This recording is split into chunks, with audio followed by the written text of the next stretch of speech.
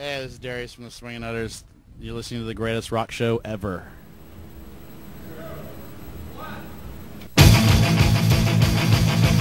It can't be right what I'm reading here. No one believes in those stuff no more. All of this don't see eye to eye. I get your press with a pocket full of lies, telling everybody every word is true. What are you gonna do when there's no one left to tell it to? Right. So we are here with Darius of the Swingin Utters here in, I'd say Boston, but we're Alston, I think.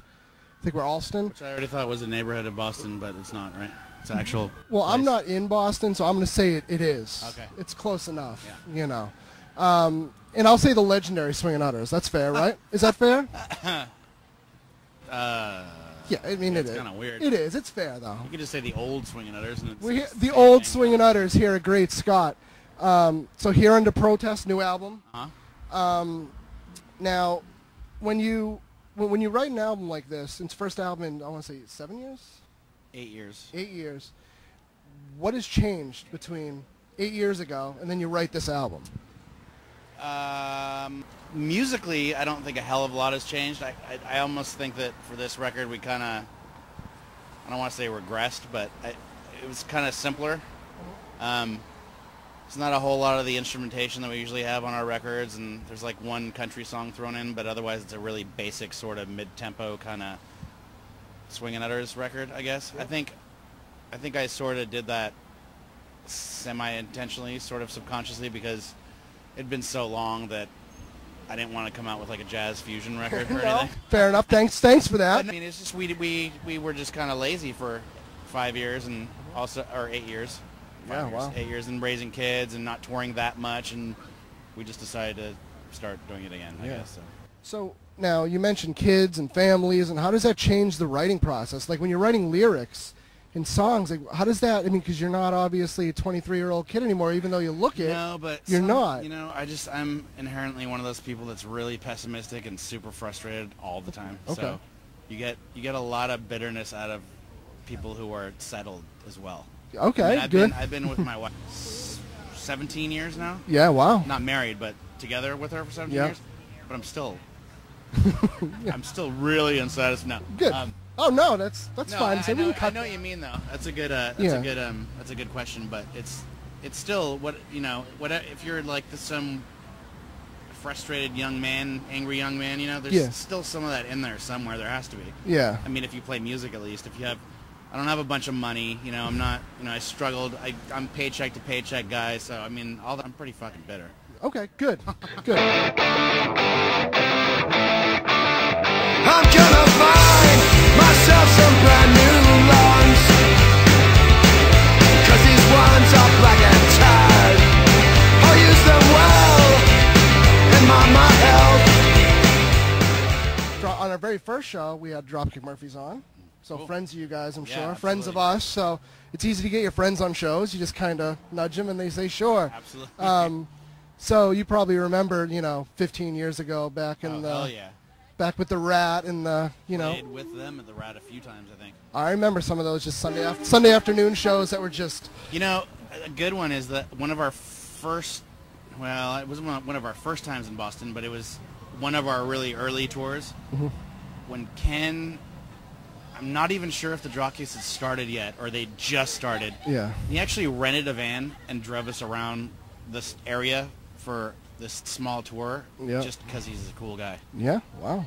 I mean, Yeah. I forgot about that until sort of recently. I was like, my friend, and they picked us up and just drove us around for like a week or so. Wow. So yeah, he's a great guy. So when's he gonna be the mayor of Boston? I know it's gonna happen. I think we can already call him that because I don't think our mayor's going anywhere. He's like, well, right now he's the mayor of Boston. But Oh, I yeah. actually think that like he'll actually be the mayor. We can make him the mayor of like Quincy at least. It's Yeah. it's close enough. of Boston. Maybe Quincy first. So like you said, you remember the Rat. Do you have any stories from, those old shows down here with there's a million bands? I remember seeing you guys, Dropkick Murphys, U.S. Bombs.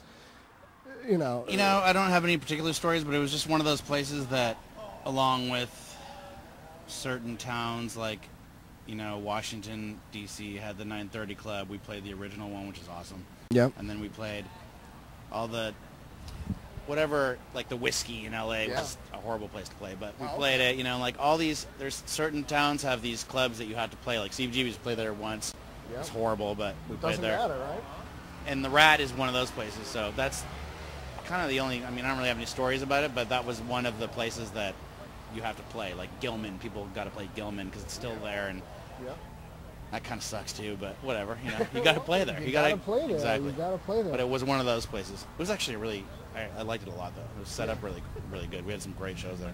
So, obviously, I mean, you guys have side projects upon side projects, all you guys. How many instruments can you play? Me? Yeah. Are you just a guitar guy? Are you mandolin? Are you? I'm not mandolin. I'm I play a few instruments, not that well, but I mean I didn't say well. I mean just. Yeah. I mean see the whole accordion thing makes people think that I play a million instruments, but I'm. Because that's a tough one though. The accordion's a tough one. I'm not a good accordion player. I'm just good with a keyboard. So I'm pretty good. Well, with it's piano. a keyboard, but just. I grew up playing. Since I was 5. I've been playing music my whole life, but I grew up playing classical music and piano and violin for almost 20 years, and so I played that stuff. But now it's more like that was really structured, sort of. You know, I was in orchestras and things like that. It's a whole different world now. So I just kind of pick up something if I. Now it's more like if I can make a sound out of it that doesn't sound really horrible. That counts as being able to play that instrument. But if you're like a real musician. All right. Okay. So like, I see what you're saying. As an example, Filthy Ambassadors played some shows with Spider Stacy the Pogues. We did a few little tours. Yeah. So he got James Fernley, their accordion player, to play a couple shows with us. Oh, we were just like. So he played with you? Like he played with you? It was amazing. Oh, jeez. So he played with us, and it just sounded like an orchestra. Him playing. Oh man. It was insane. So I sent him a CD to learn our songs. I was like, yeah, you know, don't follow my accordion stuff because I don't really know how to play. He's like, oh yeah, I noticed. I was like, oh really? Thanks. It was that easy to tell. So I can kind of play a bunch of instruments not that well. Okay, because I just bought a mandolin, so I'm trying to ask anybody I know who might know how to play it. The only reason I sort of know how to play a mandolin is because it's tuned like a violin. That doesn't help me. Yeah, I play guitar. It doesn't help me.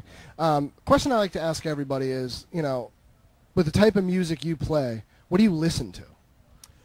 Because you can't be listening punk rock I don't like listen 24. to a lot of punk rock. All right. I mean, I listen to punk rock, but not mainly. I listen to things like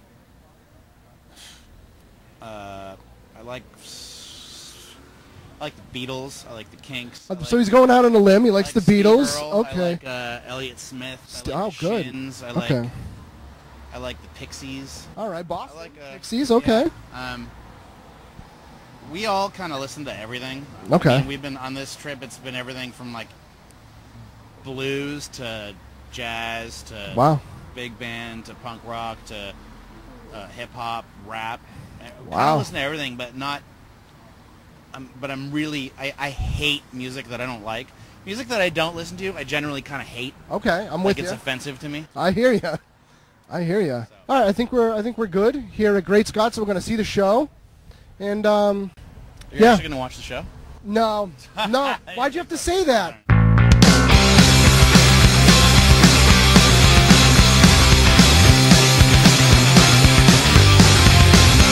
I was a city, been raised on a well, won't see my daddy hated, 'cause of the bad.